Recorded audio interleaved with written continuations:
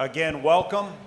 This forum is the Agile Combat Employment, otherwise known as ACE, and Enlisted Leadership. And as you see the group of folks in front of you there, we've got a very distinct group that is here to talk to you about ACE and the employment of our multiple capable airmen and guardians. So first of all, to my left, I'll just go right down the line here. My left, Chief Master Sergeant Brian Kruzelnick from Air Mobility Command. All those AMC warriors out there, absolutely. There's like 3 of them. There's 3 of them. They're over on this side. So I'm waiting to see where ACC and PACAF and USAF are. So along with that, we've got Chief Master Sergeant Ben Hedden from U.S. Air Force's Europe and AFA Africa. Chief Master Sergeant John Storm from ACC, Air Combat Command. John. Chief Jake Simmons, Senior Enlisted Leader, Space Operation Command. Give it up for space. Come on now, we just heard the Guardian. We just heard the new song. Wasn't that special? I'm thinking you're living history. You just met the person that wrote that song. That's pretty great. And then also we have Dave Wolfe all the way from PACAF, all the way from Hawaii.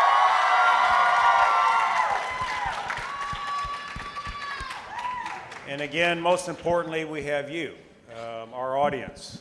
Without you, this is not possible. And as Chief Murray just mentioned, 16,000 airmen and guardians here this week. That is simply amazing. You should give it up for yourself. That's quite a unique challenge. It's the largest ever that I can ever remember, and I've been coming to these for a lot of years.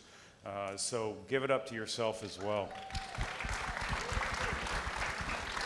So I want to start with BK, Air Mobility Command. As we talk, and normally we would, I'd let the group tell a little bit about themselves. Because of our limited time, I thought we'd dive right into the questions because really I know what's on your mind, and what's on your mind is this idea of ACE and how the enlisted leadership falls into this. So BK from Air Mobility Command, from the MAF perspective, how can enlisted leaders best prepare to operate using the ACE concept? Well, Chief, thanks for the question. Appreciate being with you. Chief Master Sergeant Air Force number 16, Roy, incredible. And you got to hold down 2 cops and two maintenance dudes and a space guy. So good luck to that. Really to AFA, General Wright and Chief Master Sergeant Air Force number 14, Murray, thank you for hosting this. That's a ton of people. You got to be very strategic if you want to get a cup of coffee in the morning, or else you ain't getting it with that many people. And lastly, thank you. We had a little bet if we'd have more people on the panel than in the audience, and obviously you guys outnumber us by a little bit, so I know. I'll get back to you on that one. So that's fantastic. So back to the question, how do we best suit a MAF warrior for ACE? And I'll talk to MAF because that's what I do. I think there's 3 parts. We need to have education. I think the other part is really understanding what AF Board Gen, or we'll call MAF Board Gen, force elements look like, and then train to MCA. And then the last piece is just sets and reps and where we're going to ask you to do the work. So let's talk to education. We use the same word with a lot of different meanings. So if you haven't, I would ask you to look at the Doctrine Note 1-21, which is entitled ACE, crazy enough. And you give you a really good foundation of what we're talking about. I think there might be confusion because the Vice Chief actually went further and put out a key terminology memo that kind of talks about the presentation and employment approaches to make sure we're all using the same vernacular and it means the same thing.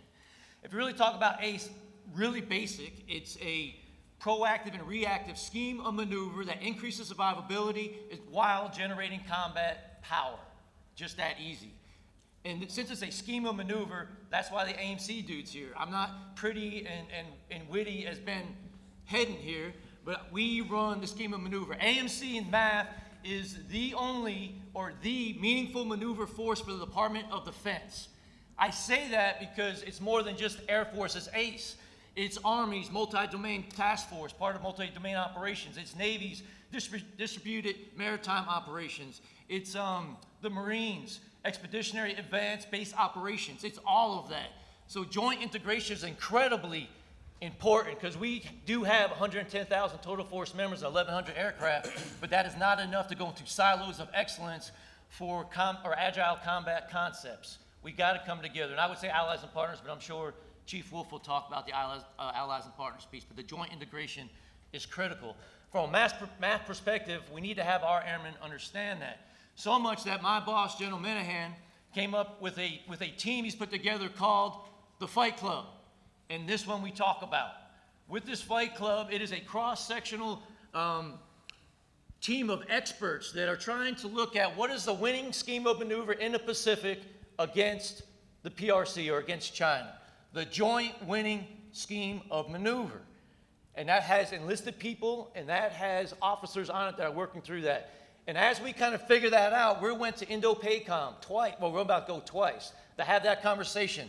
Well, we also went to each one of the major commands, almost all of them, and we will hit all of them, to also talk that out. And it improves every time that we look at it. There's 4 major gaps in that. One is C2, and we talked about that yesterday. It's a huge AOR. And with contested logistics, with dispersed operations, that's a very hard problem to solve.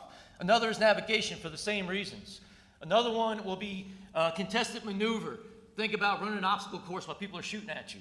It becomes a very difficult problem. And then the last one is what we'll call ops tempo, and that's our ability to sustain the fight in the first island chain. Our airmen are living and breathing how to solve those hard problems each and every day. On top of offering that to industry, as we've done here in some of our other engagements, to also try to solve those problems. So we need our enlisted airmen who could be a captain and a master sergeant with a bunch of junior airmen on an island somewhere trying to get after an objective. They need to understand what we're asking them to do. And that kind of plays into what are these force elements that we're going to compose that make up AF4Gen, or our case, MAF4Gen.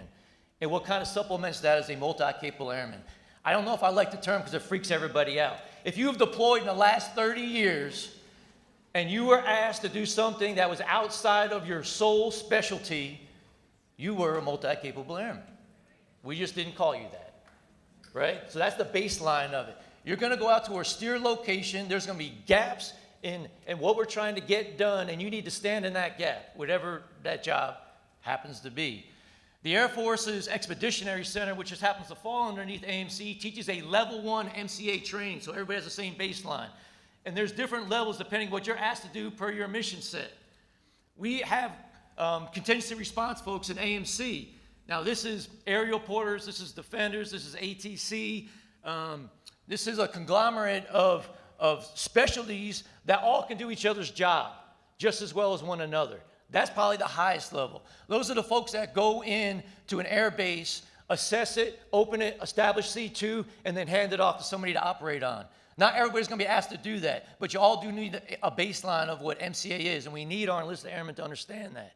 It's nothing new. We just gave it a name, and we're going to put a little structure behind it. Don't get scared. We're going to be able to get through it. And then the last piece, really another piece on that is understanding mission command. And that's really just understanding mission type orders, commander's intent. When you are separated from an air operations center and you're not sure what the most real-time information is, still get after your objective at that location. And like I said, that could be a captain and a senior master sergeant and a bunch of NCOs. Still push forward, achieve your objective, and then we'll push out because this is a short period of time to be agile. Proactive, reactive scheme of maneuver. So those are the baselines on that. The last thing is we got to get you sent reps in the AOR. If this is a Pacific fight, and that's what I will talk to, because I'm sure the next person will talk to a different fight, we have to be able to understand what that AOR looks like and the way we're going to have to maneuver there.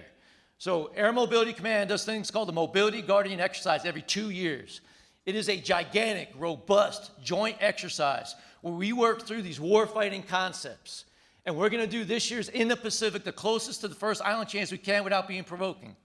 And that's what will happen. If you're an AMC and you're not in the AOR, you will run parallel exercises that match what we're doing in the AOR, so this way everybody's participating. And this is the way we're going to try to get the sets and reps we need to win or have that winning scheme of maneuver in that AOR. And I think I talked quite a bit there, so I'll stop. At the end of the day, Chief, education, we need to understand AF4Gen, the force elements and MCA, and then we need sets and reps. No, that's great, BK. Thank you for doing that. Chief Hedden, maybe a little real world, current events, if you will. Maybe what's going on in Ukraine and how that's helped the Ukrainians from our AC concept, if you will. Yeah, people always ask, like, what's the reason, purpose of ACE, the why? And I always just go right back to what happened in Ukraine. So we're in day 209 of Russia's 72-hour military operation in Ukraine. So day 209 of their 72-hour operation. And that was the second largest air force in the world, Russia, invading Ukraine with the 27th largest air force in the world. And Russia still does not have air superiority. We wouldn't live like that as airmen, right? That's the first thing we want to do. And that's what our joint partners want, right? The Army, the Navy, the Marines, everyone wants us to establish air superiority so they have scheme and maneuver on the ground without threats. They still don't have it. It's amazing. And how did they do that? Well, they aced. They moved their planes from the airfields they were at, so when the Russians struck, they struck the spot where the aircraft were sitting yesterday. They weren't sitting there today when the missiles hit. They were sitting in another airbase. And they've continually moved their aircraft around and moved their surface-to-air missile batteries and all that stuff around. And in the last 10 days, open source, read on Reuters, the last 10 days, the Russians have lost 4 aircraft. Day 209, Russians have lost over 55 fixed-wing aircraft. That's what people are estimating open source. 55 fixed-wing aircraft. That's crazy. The Ukrainians only had like 200 aircraft. And they've shot down 55 Russian aircraft. And so that to me shows the importance of ACE, because the Ukrainians are still operating 209 days in with a much smaller force, and they're agile, and they've been able to do it because they're NCO Corps. When I talked to their Chief Master Sergeant in the Air Force, that's what he told me. Their success is solely on their NCO Corps. The Russians, they send general officers to the front lines. There's a Wikipedia page that lists all the general officers from Russia that have died in Ukraine. We don't do that. We send a Master Sergeant.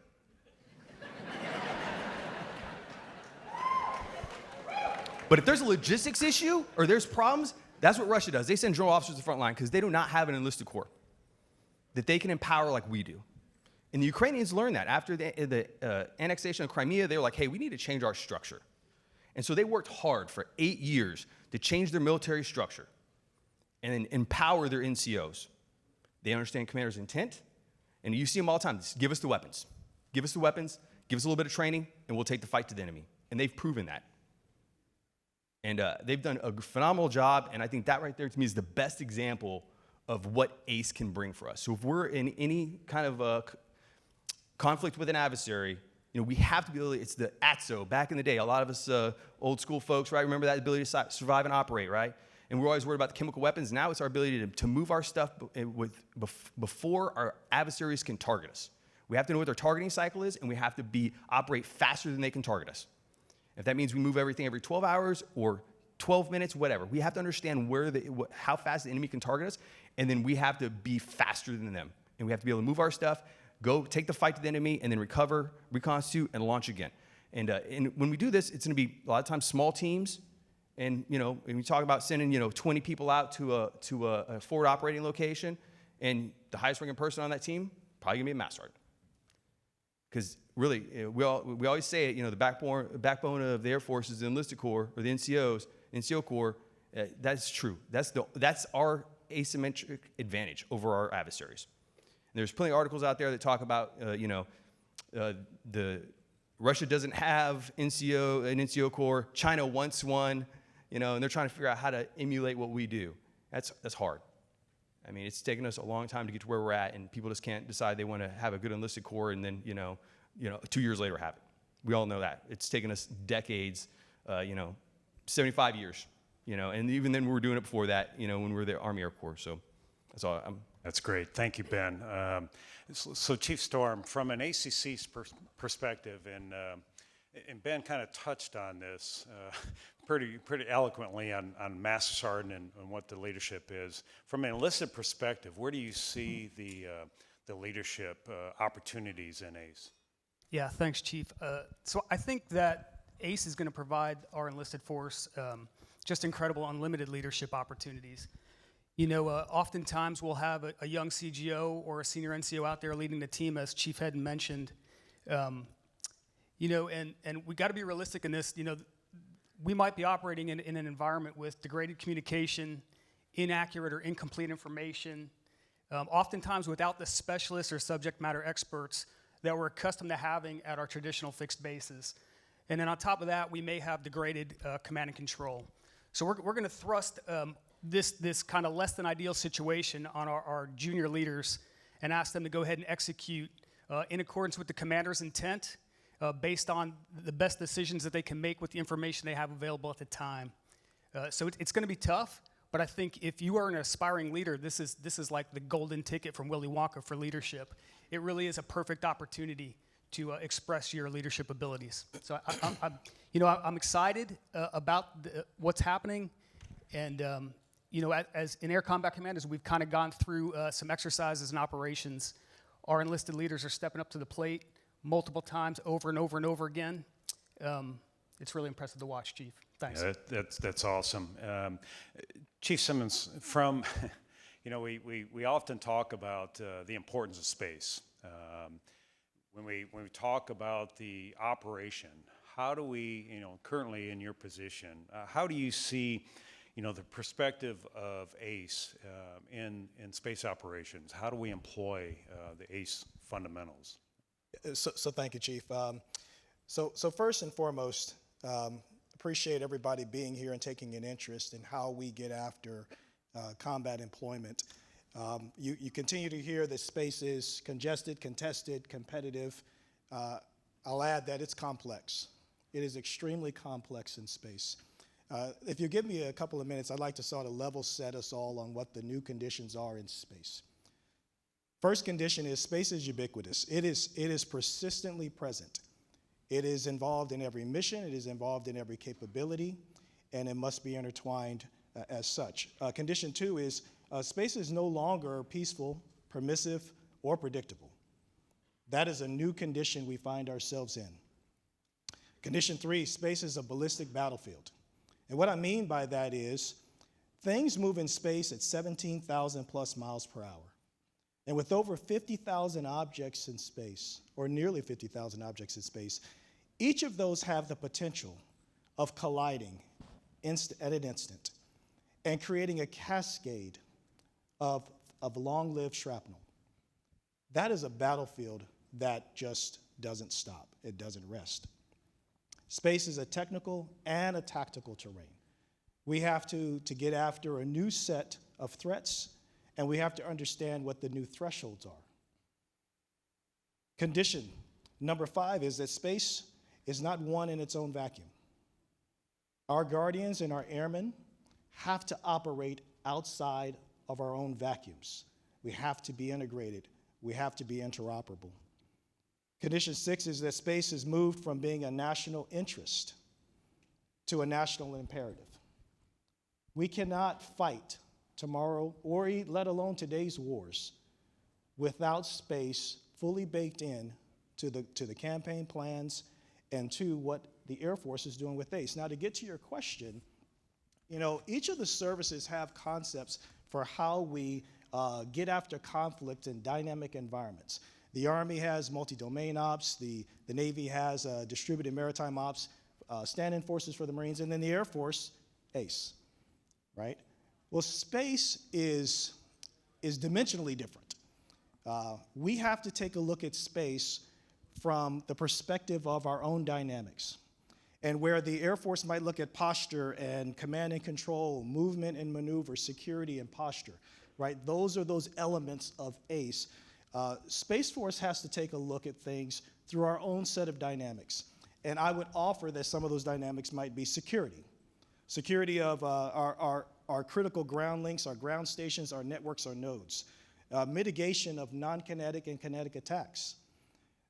Speed to be able to disrupt, to deny, and to degrade. Resiliency to overmatch, and then even to overcome. And if nothing else, to outlast. And then that responsiveness to be able to regroup, to be able to recover, to be able to re-enter into a fight and stay relevant to the mission that's at hand. I would suggest that our ACE from space elements bring together our anticipation, they bring together our understanding of what our awareness is and our adaptation to the AOR. And we have to look at getting after things not only in an innovative way, but being able to iterate those things and integrate them into the fight faster and further in than what's ever been asked from space before. And I like the way you said it, ace from space. I don't know if that anybody else wrote that down, but that's pretty unique. I'm sitting up here with a big grin on my face because to listen to these chiefs talk about the operations and how involved they are in ACE, it's tremendous for me to sit back and realize, wow, we've really made a lot of progression in our enlisted force development. So hats off to you. And with that, Dave Wolfe, I'd like to go to you on that particular topic. I spent a little bit of time out in the Pacific, a lot of time out in the Pacific. A lot of things that we did in the Pacific were focused on this partner nation building. Specifically, for my task was the enlisted force. From your vantage point in current ops, where do you see that value of partnering with other nations, and specifically to the enlisted force, and how that all integrates in with ACE? Thanks for that question, Chief Roy, and thank you for setting the conditions and the foundation, and during your leadership time in the Pacific for us to be able to operate and do what we're doing today. It certainly matters, and thanks everybody for being here on this panel. And I'm not my brothers from the other commands have done a great job in illustrating that. So let me talk just a little bit about specifically with our partner nations in the Pacific. We've got kind of a sliding scale, if you will, of capability and capacity with our partner nations across the Pacific, and it goes something like this. Probably on the less developed end of the scale. Are things like a country that maybe doesn't even have an enlisted force to speak of that has much capability at all. And they're more manual laborers, and they don't have any real responsibilities. And something that looks a little bit more like what Chief Hedden talked about with Russia, but maybe a little even less capable than that. And then all the way up to some of our stronger partners who have a very well-developed enlisted force, and they partner with us. They have similar weapon systems to us, and sometimes even they have kit that we don't have that we need. So that's kind of, there's a spectrum, and then there's everybody in between, right? And everybody's kind of at a different place. So our objective in the Pacific is to take, develop a system where each one of those countries, no matter where they're at on that sliding scale, wherever they're at, just move them up the next step, right? Take them to wherever it is that they're willing to go with us. And these partnerships are so important because, as General Wilsbach said yesterday in his panel, you look at the roster that we've put together of players that we've got on our team, and it's a pretty long list and pretty capable countries that have experience and willingness to play on the same team with us. And then you look at the roster that China's been able to put together, and it's 1.5, maybe. And capability isn't something that can really be talked about because there isn't much of it. So the importance of this, I can't emphasize enough the importance of all of us in this room taking on the responsibility of communicating to our youngest people why this stuff is so important. My brothers did a great job of talking about the scheme of maneuver and what ACE is all about, but why do we have to do that? We have to do it because China's ambitions will take us to a place that we don't want to be, right? So what might that look like? Right now, if you want to take a vacation, you just go on the internet and you book a flight and you book a hotel and you go. What if 25 or 30 or 50 years from now, because you've been talking bad about the regime, you're not able to fly anywhere because you don't have a social credit score that's high enough for you to be able to do that. So now, if you want to go somewhere, you've got to drive, to take your family to Disney, right? So you think that sounds a little bit crazy? That's exactly what we're up against is a regime, the Chinese Communist Party, that would have control over everything on the globe, not just in their region, if they reach their ultimate goals. And maybe that's not in anybody's lifetime in this room, but certainly it could be in your children's lifetime or your grandchildren's lifetime. And it's our responsibility as freedom-loving democracy leaders in this world to make sure that nations like that don't have the capability to complete their objectives. And it is that enlisted force that is going to be the foundation of whether or not that objective is reached.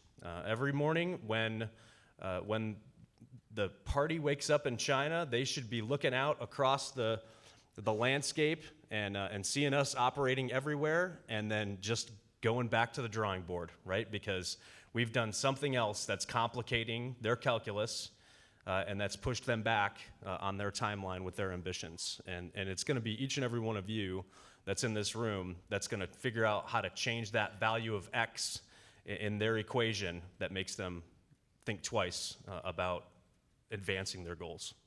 Yeah, that's awesome. And I think it was BK that mentioned about the education, teaching this concept. And Chief Storm, if I could just ask you maybe just to drill in a little bit more when we talk about the education factor of it and the teaching of it.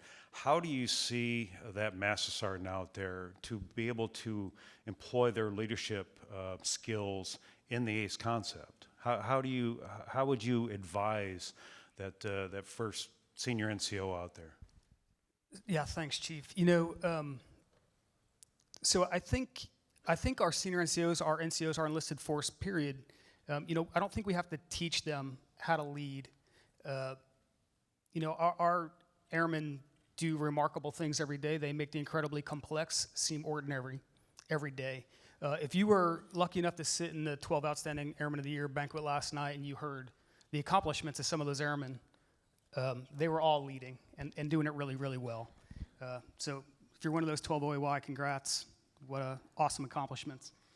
But I think as we prepare our enlisted force for ACE ops, we have to develop exercises and training scenarios that are realistic and tough. And we have to allow our enlisted leaders to take prudent risk in training and not be afraid to make mistakes. As we do our debriefs, the feedback has to be timely and accurate and add some value and make sure that we're learning from the mistakes that we've made. And then as a force, we need to realize that we'll learn just as much through failure as we will through success.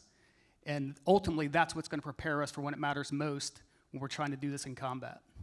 That's a great idea.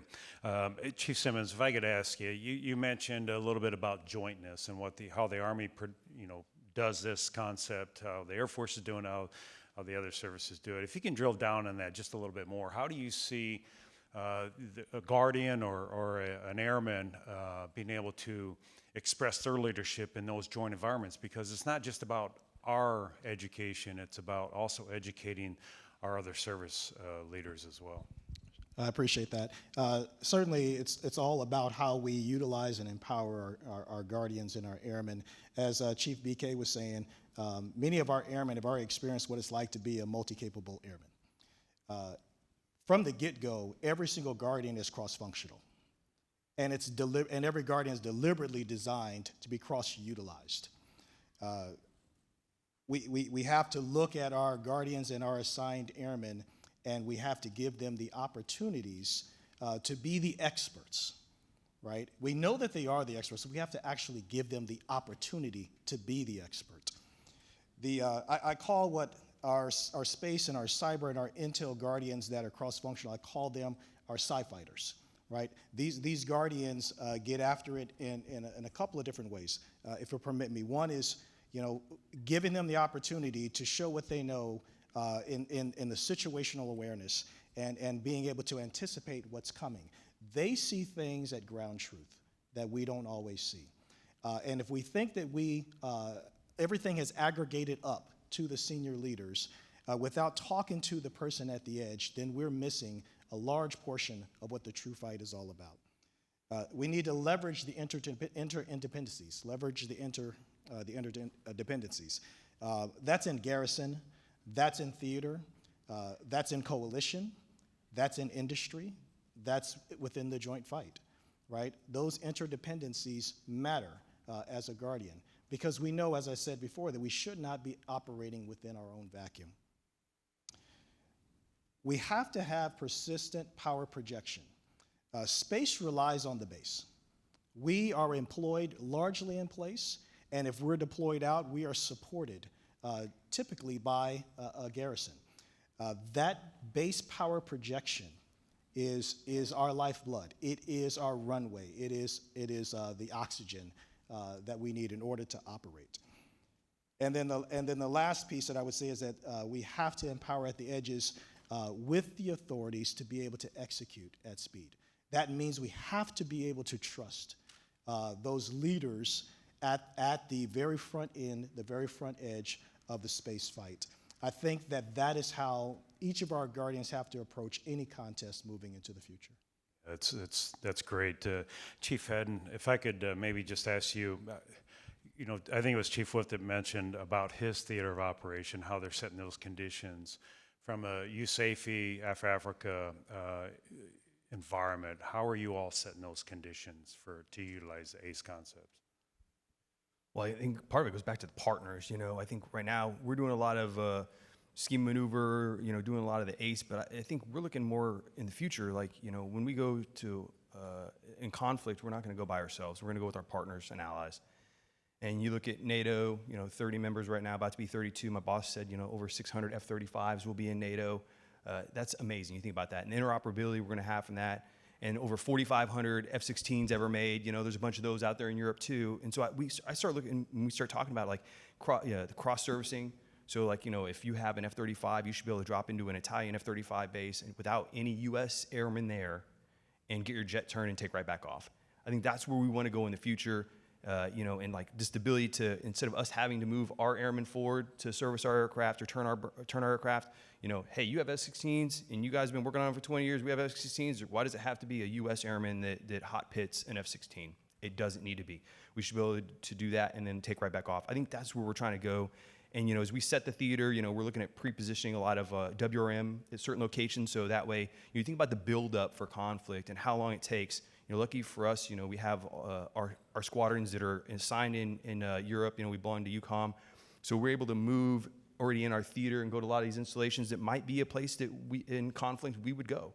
And so we're doing this, real time. Airmen get to see these airfields. We operate at these airfields maybe for a couple weeks at a time or a month at a time, and then we go back, and then maybe we leave some stuff there.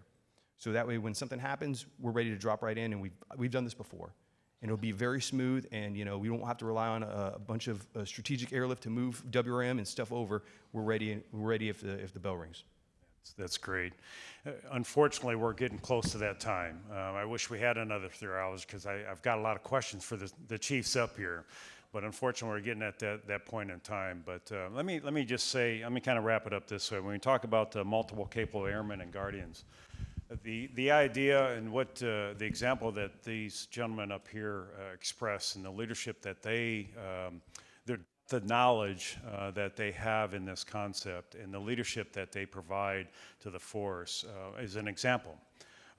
For myself, I was the United States Pacific Command Senior Enlisted Leader at one time, and I've seen it from that particular view. And obviously, a lot of my questions are really focused in on the joint operations because I think that's how we do these kind of things. And I think it's important for us as airmen and guardians to not just share this amongst ourselves, but we've got to share it with our joint partners because they have to understand the concept. They have to understand, just like Jake mentioned, he understands how the Army does that operation. I'm not saying he's the only one, but I'm picking him out because he mentioned that. You've got to express that to your peer and our other services as well so that they understand what the United States Air Force and United States Space Force is doing in this environment. I remember when AEF was brand new. That's a long time. I'm dated. I realize that. And we spent an awful lot of time, how do we market this? How do we sell this?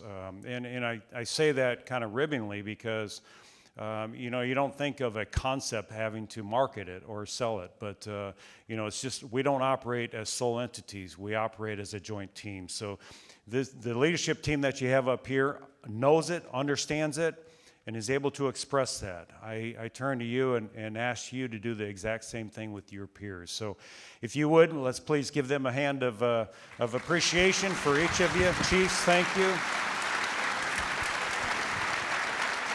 You did a fantastic job. Thank you.